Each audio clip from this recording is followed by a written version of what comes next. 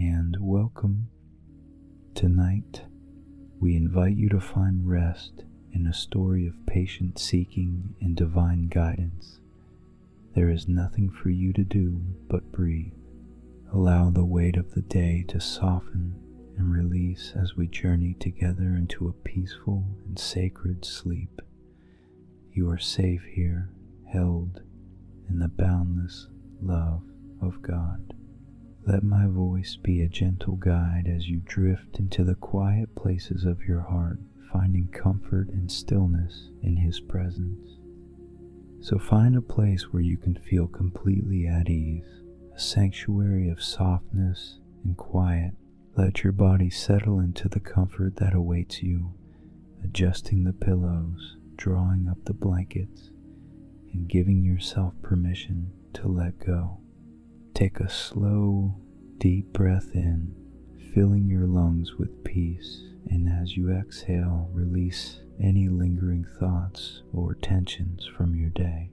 Feel them dissolving into the air around you, fading into the gentle stillness of this moment. With each subsequent breath, feel yourself sinking deeper into relaxation, a gentle and wonderful heaviness settling over your limbs. Your mind begins to quiet, the endless lists and worries receding like the tide going out to sea. In this quiet space, you are simply here, present and prepared to receive rest.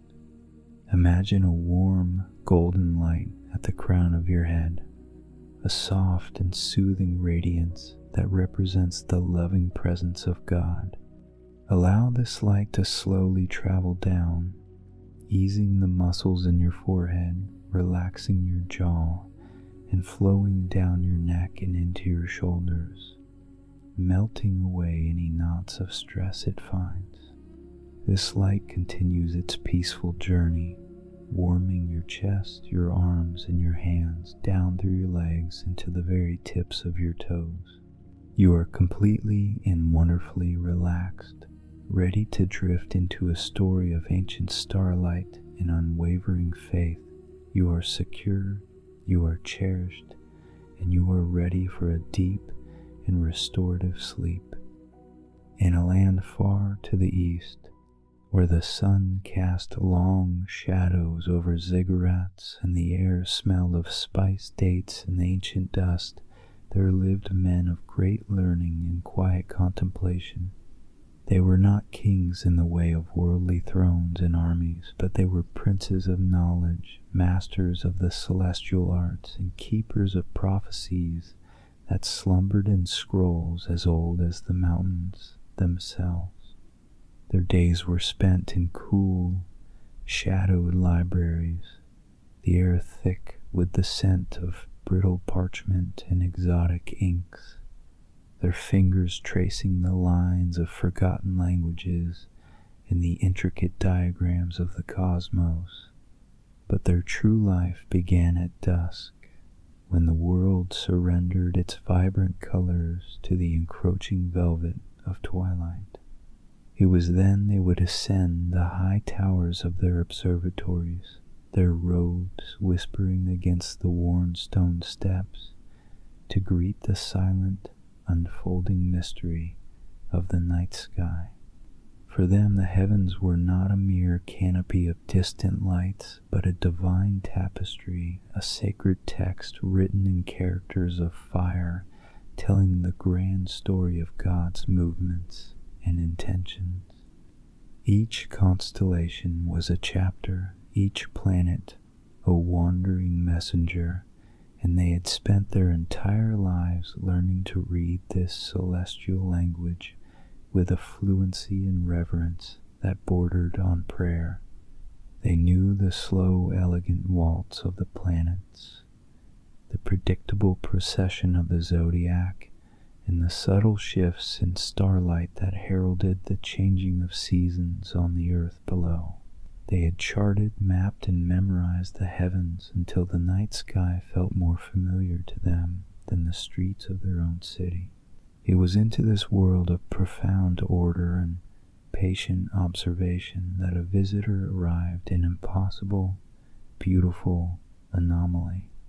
It did not burst forth in a startling explosion, but rather emerged with a quiet, confident grace, as if it had always been there, waiting for the precise moment to reveal itself. At first it was a subtle shift, a new pinprick of light that one of the younger Magi, his eyes still sharp, noted in the margins of his star chart. He paused, his charcoal stylus hovering over the papyrus, and looked again through the long, polished brass of his spyglass. It was there where nothing should be. He called over Melchior, the eldest, a man whose beard was as white as the snows on distant mountain peaks, and whose eyes held the deep, steady calm of the cosmos itself. Melchior peered into the eyepiece, his breath a soft, measured rhythm in the cool night air. A long silence followed, broken only by the distant chirp of a cricket. He pulled back, his brow furrowed, not in confusion, but in a kind of sacred awe. He had never, in all his 70 years of watching the sky, seen anything like it. This was no ordinary star. It did not twinkle with the nervous energy of its brethren. Instead, it shone with a pure, unwavering luminescence, a steady, silvery white light that seemed to hum with a gentle power all its own. It possessed a warmth, an impossible, beckoning quality that felt less like distant burning gas and more like a personal invitation, a deliberate and loving summons from the creator of the stars. The other scholars, Gaspar and Balthazar, soon joined them on the high balcony, their own instruments turning to find this celestial stranger. The news spread through the observatory not with loud shouts, but in hushed, reverent whispers that carried on the night breeze. They consulted their oldest and most sacred texts, unrolling scrolls that cracked with age, their delicate fibers holding prophecies of a king to be born, a ruler whose coming would be heralded by a unique and magnificent star in the heavens. For nights that turned into weeks, they dedicated their entire existence to this singular point of light. They charted its position with meticulous care, noting its slow, majestic journey across the familiar star fields. It moved with a purpose that defied all known astronomical laws, a gentle and deliberate glide that seemed to be leading somewhere, drawing their gaze and their hearts toward the distant western lands. Its light was a paradox. It was bright enough to be seen even in the hazy glow of twilight, yet it did not diminish the smaller stars around it. Instead, its presence seemed to magnify the beauty of the entire celestial sphere, as if all of creation was rejoicing in its arrival. It was a light that did not just illuminate the darkness of the sky, it seemed to illuminate a deep, forgotten hope within their own souls. The star felt ancient and new at the same time, a promise whispered at the dawn of time, now being spoken aloud for all the world to see and hear. As they watched and documented, a profound conviction began to settle upon them, taking root in their hearts with the quiet certainty of a seed awakening in the dark earth. This was more than a mere astronomical event. It was a divine announcement, a celestial birth cry. God, the architect of the universe they so diligently studied, was doing something new upon the earth. the prophecies they had pored over for decades, the ancient words that had felt like beautiful but distant poetry, were now coalescing into a tangible reality, burning with focused intensity in the night sky above them. A shared understanding passed between them, unspoken but perfectly clear. Their lives of quiet study were over. A new chapter had begun, one that would call them out from the familiar comfort of their libraries and observatories and into the unknown. The time for watching was ending, and the time for journeying had arrived. The star was not just an object to be observed. It was a guide to be followed. It was a beckoning hand, a divine shepherd calling them to seek the newborn king whose coming it proclaimed. The decision was not made with haste or anxiety, but with a serene and resolute peace. It was the logical and spiritual culmination of their entire lives.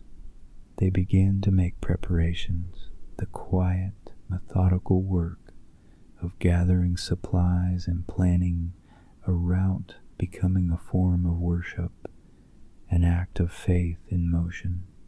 They were stepping out from the world of charts and theories and into the living, unfolding story of God Himself, their hearts filled with a mixture of profound awe and a deep, unshakable peace.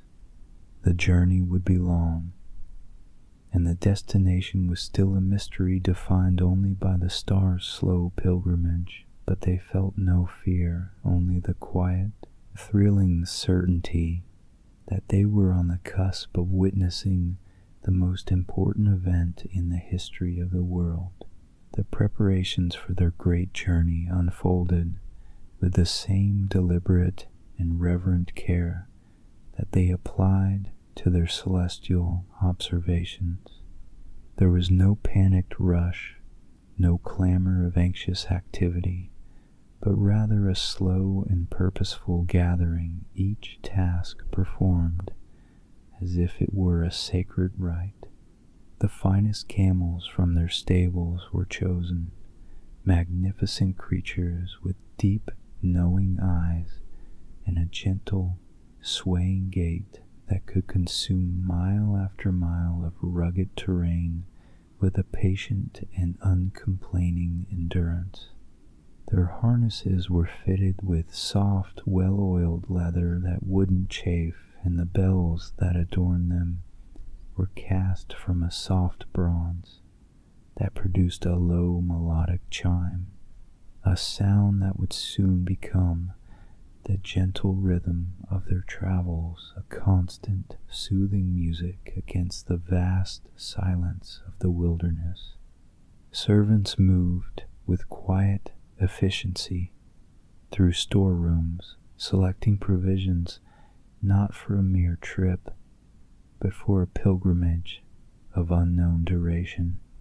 They packed dried fruits like figs and dates that held the sweetness of the sun, and hard, twice-baked bread that would last for months. They filled heavy wineskins with fresh, cool water from the deepest wells, a precious resource they would guard with immense care. Every detail was considered, from the warm, woolen blankets needed for the biting chill of the desert nights, to the extra coils of rope and tools for mending any part of their small, mobile camp. The entire process was imbued with a sense of profound peace, an outward manifestation of the inner calm that had settled in the hearts of the Magi. They knew this journey was not a flight from anything, but a patient and holy pursuit of everything that mattered. The choosing of the gifts was perhaps the most sacred preparation of all, a task undertaken by Melchior, Gaspar, and Balthazar themselves in the quiet solitude of their treasure vaults. These were not mere payments or tributes, but offerings laden with symbolic weight, each one a prophecy spoken in a physical form. From a heavy wooden chest, bound in iron, Melchior lifted a cascade of gold. It was not simple currency, but the purest, most refined metal beaten into delicate leaves and heavy coins that shone with a soft, warm light of their own, even in the dimness of the vault. It was a gift for a king, a symbol of earthly sovereignty and majesty, an acknowledgement of the royal authority of the one they went to find.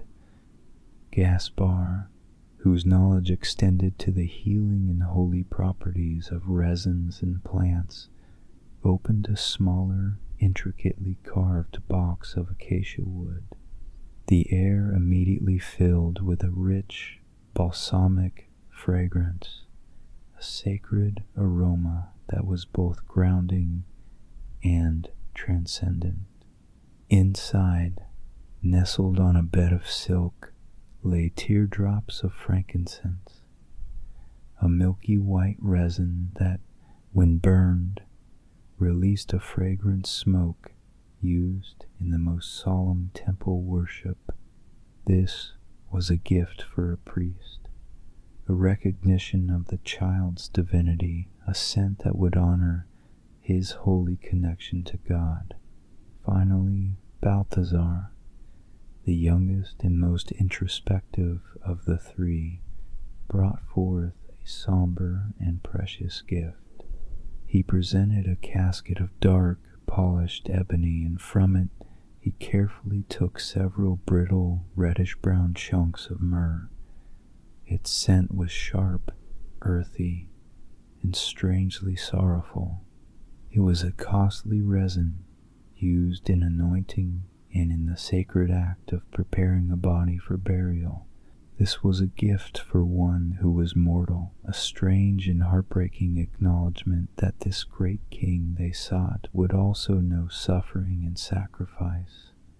Holding these three gifts, these potent symbols of kingship, divinity, and humanity, they felt the full weight and wonder of their quest settle upon them. They were carrying the hopes and sorrows of the world in three small boxes. Their departure was not marked by fanfare or a grand procession. They chose to leave under the cloak of pre-dawn stillness, when the city was still dreaming and the air was cool and washed with the pale, gray light that precedes the sunrise. The sleepy guards at the city gates, accustomed to the strange comings and goings of the stargazers, unbarred the massive wooden doors with a quiet nod, their torches casting flickering, dancing shadows on the high stone walls. The soft thud of the camels' padded feet on the cobblestones was the only sound, muffled and rhythmic, as their small caravan passed out of the city's protective embrace. They did not look back. Their faces, serene and illuminated by the first hint of morning, were turned toward the west, toward the faint, guiding light of their star, which still held its place in the fading night sky. They moved into the open landscape, a world that grew larger and emptier with every step. The structured, familiar geometry of buildings and streets gave way to the soft, unpredictable curves of the rolling hills, and, eventually, the vast, formless expanse of the desert. The gentle, musical clinking of the camel bells became their only clock, measuring not time but distance. The initial days of their journey were a slow, meditative process of shedding the old world, the cares of their former lives, the administration of their scholarly orders, the debates in their libraries, the complex politics of their city began to feel distant and insignificant, like memories from another life. The desert demanded a different kind of attention, a focus on the present moment, the angle of the sun, the feel of the wind, the subtle signs of a hidden water source, the patient, unchanging presence of the star. Each night the wilderness became their cathedral. As the sun dipped below the horizon, painting the sky in fiery strokes of orange, purple, and gold, they would bring their camels to a halt in a sheltered spot, perhaps in the leeward curve of a great sand dune, or near a sparse cluster of hardy tamarisks. The practiced, efficient routine of making camp was a comforting ritual. Tents of dark goat hair were unfurled and raised, providing simple but essential shelter. A small fire would be kindled, its cheerful crackle a welcome voice in the immense quiet, its warmth a gentle comfort against the coming chill. They would share a simple meal of bread, cheese, and dried fruit, eating slowly and thankfully, the flavors more intense in the clean, pure air. And then, as the last vestiges of twilight surrendered to the deep, star-dusted ink of the desert night, they would turn their gaze upward. Here, far from the obscuring haze of any city, the sky was a revelation. It was a vast domed ceiling of impossible blackness, strewn with a profligate glittering of stars, so many and so brilliant that it took the breath away. The Milky Way was a luminous, shimmering river of light, a celestial path stretching from one end of the world to the other. And among all this heavenly splendor, their star shone with a unique and personal brilliance. It was their compass, their map, their unspoken promise. Its light seemed to fall directly upon their small camp, creating a pool of serene, silvery radiance that felt like a blessing, a visible assurance of God's presence and guidance. They would sit in comfortable silence for hours, wrapped in their heavy cloaks, feeling the deep, resonant peace of the desert seep into their very bones. The wind would whisper over the dunes, a soft, sibilant sigh that sounded like the breathing of the sleeping earth. They were small, finite beings in a landscape of infinite scale, yet they did not feel lost or afraid. They felt held, guided, and profoundly, perfectly at peace, rocked gently to sleep each night by the silent music of the spheres and the unwavering light of the star that led them onward.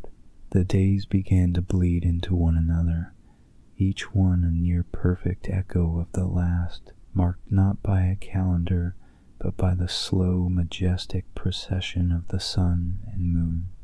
The world of men, with its bustling markets and urgent timetables, faded into a distant, half-forgotten dream.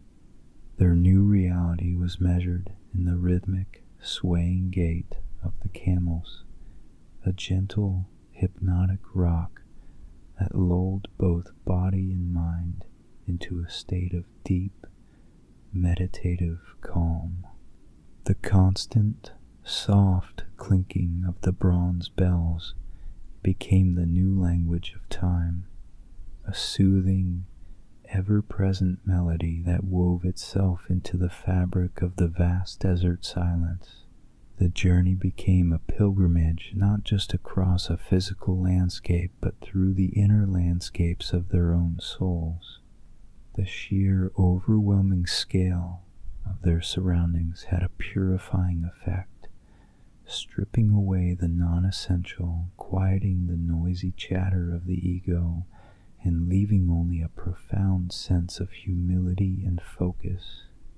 Their former lives, filled with the accumulation of knowledge and the respect of their peers, now seemed like a prelude, a long and careful preparation for this singular, all-consuming purpose.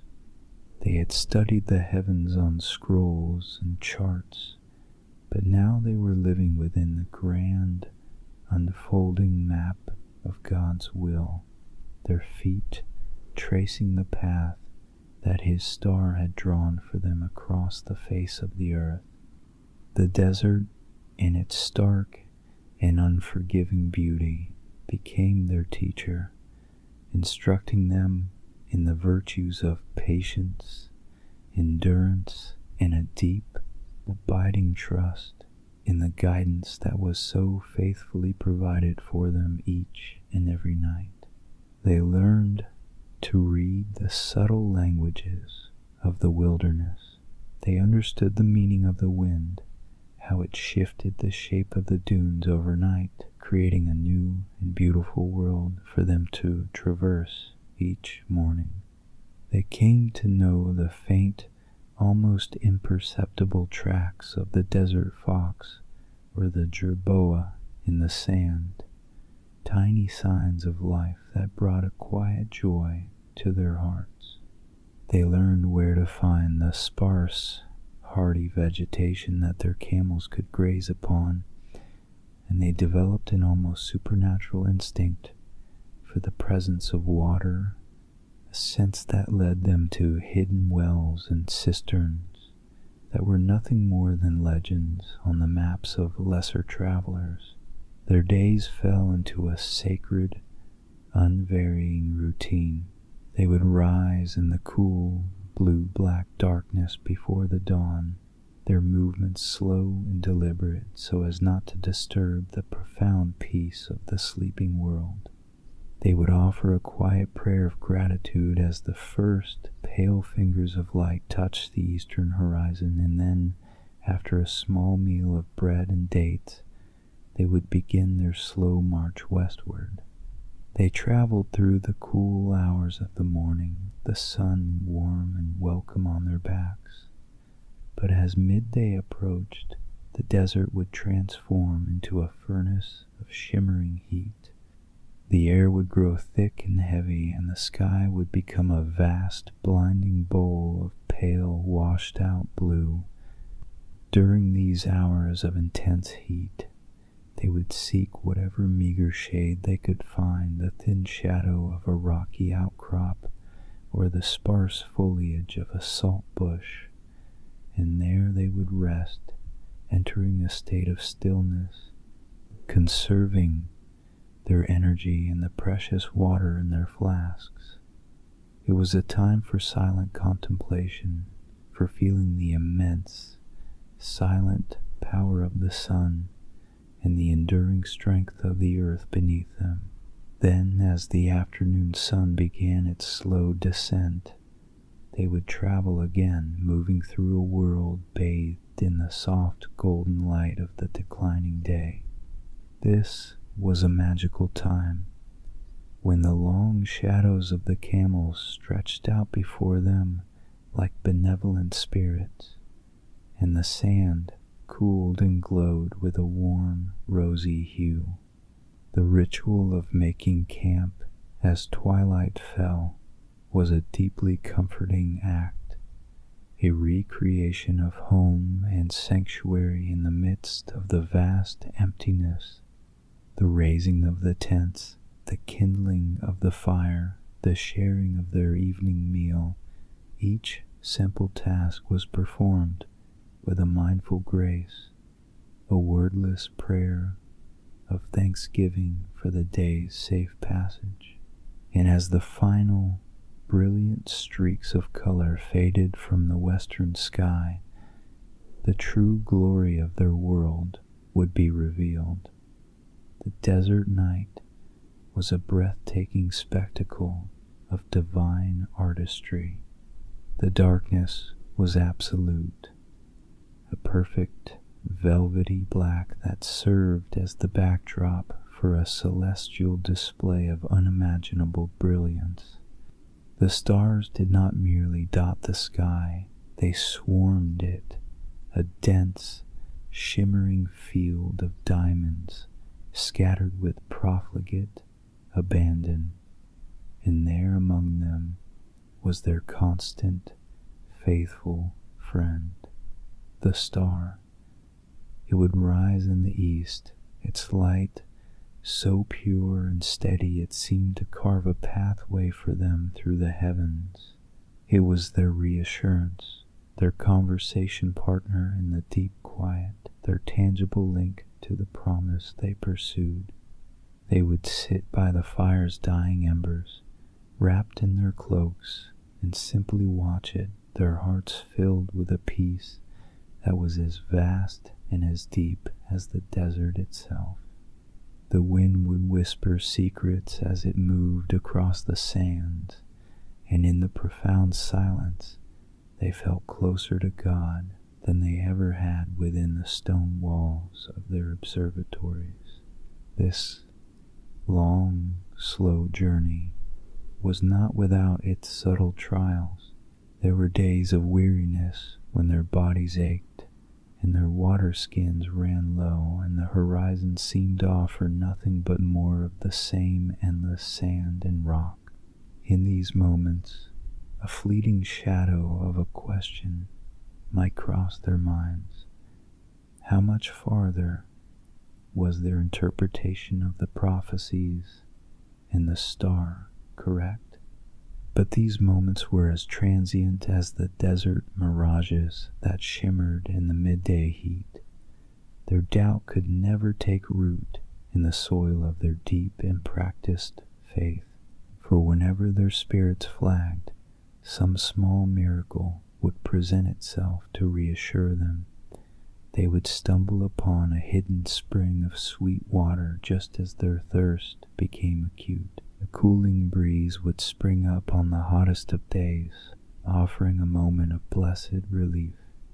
Or, most powerfully, the star itself would seem to shine with a renewed and intensified brilliance.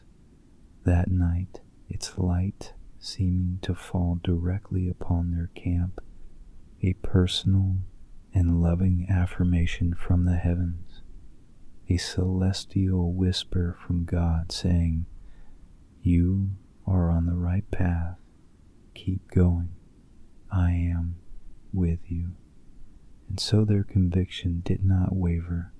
It was tempered and hardened by the journey, purified in the crucible of the desert until it was as strong and as bright as the star they followed. They were being changed by this pilgrimage, molded into men who were defined not by what they knew, but by the magnificent, unbelievable thing that they were coming to believe. Each sunset was a promise fulfilled, and each sunrise was a new invitation to continue their holy quest, their hearts beating in time with the slow, patient, and perfect rhythm of divine appointment. After what felt like an eternity spent traversing the great, empty canvases of the wilderness, a gradual but profound change began to make itself known to the travelers. It was a shift so subtle at first that it was felt more than seen.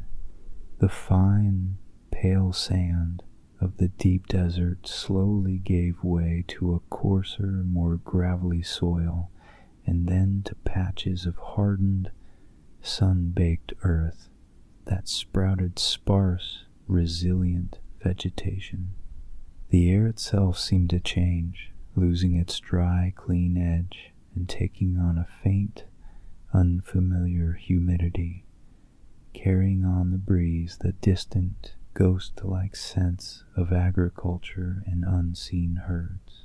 The horizon, which for so long had been a stark, unbroken line where sand met sky, now began to tremble with the hazy, distant silhouettes of low, rolling hills. Their camels, creatures of immense patience and instinct, lifted their heads more frequently, their nostrils flaring as they drank in the new information carried on the wind. The Magi, too, felt the change in the rhythm of their own bodies, a deep, instinctual stirring that signaled the end of one great chapter of their journey and the beginning of another. The vast, introspective silence of the desert was slowly being replaced by the faint but growing hum of a populated land. They were approaching the realm of men once more, and though their focus remained singular and celestial, they prepared their hearts for the complexities and distractions that awaited them. The star, their unwavering companion, seemed to pulse with a new, almost imperceptible urgency, its silvery light a steady, reassuring presence that drew them forward out of the wilderness and toward the land of the prophecy they had carried in their hearts for so many years and across so many miles. The first sight of the great city of Jerusalem was a startling, almost overwhelming assault on their desert-acclimated senses. After the boundless, minimalist beauty of the sand and sky, the city appeared as a dense, chaotic labyrinth of stone and humanity sprawling across the hills under the Judean Sunday. The profound silence they had grown to cherish was shattered by a cacophony of new sounds, the bleating of sheep and the braying of donkeys in the crowded streets, the sharp cries of merchants hawking their wares in the marketplace, the murmur of 1,000 conversations in a tongue that was not their own, and the distant, solemn tolling of temple bells. The air was thick with a swirl of new smells: baking bread, roasting meats, pungent spices, and the close, earthy scent of so many living beings crowded together. They moved through the bustling thoroughfares, not with anxiety, but with a kind of serene detachment, their magnificent camels parting the sea of people who stopped and stared, their eyes wide with curiosity at these strange, dignified men in their foreign robes. The Magi moved like an island of profound calm in a river of frantic activity, their eyes constantly lifted above the chaos of the city toward the sky, seeking their celestial guide. It was this strange combination of regal bearing and singular skyward focus that brought them to the attention of the city's guards, and soon they were led, not as prisoners, but as honored and perplexing guests, through guarded gates and polished corridors to the court of the region's anxious ruler, King Herod. The throne room of Herod was a world of calculated and oppressive splendor, designed to intimidate and impress. The floors were a dizzying mosaic of polished marble that reflected the light of 100 oil lamps, and the air was heavy with the thick, cloying smoke of expensive but needlessly strong incense. Heavy embroidered tapestries depicting battles and triumphs covered the walls, absorbing the sound and creating a feeling of claustrophobic silence. Herod himself sat upon a gilded throne, a man whose fine robes and heavy rings of gold could not conceal the deep, restless fear that swam in his dark eyes. He was a creature of earthly power, a king of shifting allegiances and whispered conspiracies, and the serene, untroubled presence of these wise men from the East was a deep and unnerving mystery to him. They stood before him, their simple desert cloaks a stark contrast to the opulence around them, their faces etched not with fear but with a calm and unshakable certainty. When they spoke of the star and of the newborn king they had journeyed so far to worship, a palpable wave of unease washed over the entire court. This was not a language of power that Herod understood. He gathered his own wise men, the scribes and chief priests, who nervously consulted their scrolls and confirmed the ancient prophecies of a ruler to be born in the small nearby town of Bethlehem. Herod, masking his own terror with a thin veneer of pious interest, sent the Magi on their way, asking them to return with news of the child. They agreed, their spirits untroubled by the darkness they felt in that place, for they were guided by a light that no earthly king could ever hope to extinguish. Stepping out of the suffocating confines of the palace and back into the cool embrace of the night air was like waking from a troubled dream. The noise of the city was beginning to quiet as its inhabitants prepared for sleep, and above the rooftops the sky was once again clear and dark. And then they saw it. Their hearts soared with a pure and profound joy as the star, which had been hidden by the haze and light of the great city, reappeared to them. It shone with a renewed and vibrant brilliance, a warm, welcoming light that seemed to rejoice at their emergence from the palace. It was no longer a distant point of light to be followed, but an active and present guide moving before them with a clear and unmistakable purpose. It led them out of Jerusalem, away from the grand, troubled city of kings and priests, and onto a humble, dusty road that wound its way south through the quiet, sleeping countryside. The air grew sweet again with the scent of olive groves and fertile earth. The final stage of their journey was filled with a sense of holy and joyful anticipation. Every step brought them closer to the culmination of their hopes, to the moment that had been whispered about in prophecies for centuries. The light of the star bathed the path before them in a soft, silvery glow, turning the familiar landscape into a place of enchantment and divine purpose.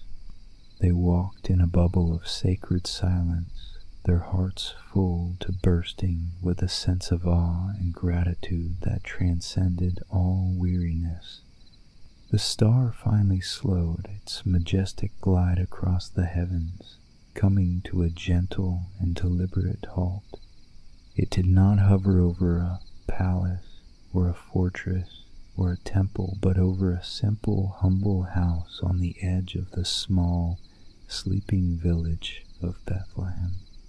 Its light, purer and brighter than any light on earth, descended upon the dwelling, bathing the unassuming structure in a column of ethereal heavenly radiance that turned the ordinary into the extraordinary. A profound and palpable peace emanated from the home, a stillness that was deeper than sleep, a quiet that was full of love. This was the place, the end of their 2-year pilgrimage. With hearts overflowing with reverence, the Magi slowly, gracefully dismounted from their camels, the loyal creatures themselves seeming to understand the sanctity of this destination kneeling in the dusty road, as if in an act of worship. All the miles, all the hardships, all the patient nights of watching were now fulfilled in this one perfect, breathtaking moment. They gathered their precious gifts, the gold, the frankincense, the myrrh, their hands trembling slightly, not from nervousness, but from the sheer, overwhelming weight of the sacred reality they were about to encounter. They approached the simple wooden door, not as proud scholars or wealthy princes, but as humble seekers who had been granted the ultimate privilege. They had followed the light of God's promise across the world, and now they had arrived at the very heart of that light, ready to behold the newborn King who was the hope of all creation, the affirmation and blessing. And just as the wise men found their destination, their long journey ending in a place of perfect peace and profound love, so too have you arrived at your destination for tonight. You have traveled through your day, and now you are here in this sanctuary of rest, guided to this moment of stillness. Know that even when your path feels long or the way is unclear, there is a light that God has placed in the heavens of your life to guide you. It may not always be a brilliant, obvious star, but it is there in the quiet whispers of your heart, in the kindness of a stranger, in the unshakable promise of His love for you. You do not need to journey in fear or anxiety, for you are being led to step by patient step toward home, toward peace, toward the very presence of God. The calm and unwavering faith of the Magi is a peace that is available to you now, a deep inner stillness that cannot be shaken by the chaos of the world. Release your worries and your burdens, and allow that sacred peace to settle over you like a warm, protective blanket. You are a cherished and beloved child of God. The gifts you carry within you, your love, your hopes, your very heart, are more precious to Him than all the gold and frankincense in the world. Your journey, with all its wanderings and its moments of weariness, is a sacred offering. And tonight, that journey has brought you to this place of rest. You have arrived. You are safe. You are held in the gentle, loving hands of your Creator. There is nothing more for you to do, nothing to figure out, nothing to strive for. You are simply invited to be still, to breathe deeply, and to receive the profound and restorative gift of sleep, knowing you are completely and unconditionally loved. May God bless you and keep you this night. May His face shine upon you and be gracious to you. May the star of His presence watch over your slumber, casting out all fear and filling your dreams with light and peace. May every muscle in your body relax, every anxious thought dissolve, and your spirit find deep, untroubled rest in the knowledge that you are safe in His eternal embrace. Sleep now, dear one. Sleep in the perfect, abiding peace of the One who made the stars and who calls you by name. Sleep well.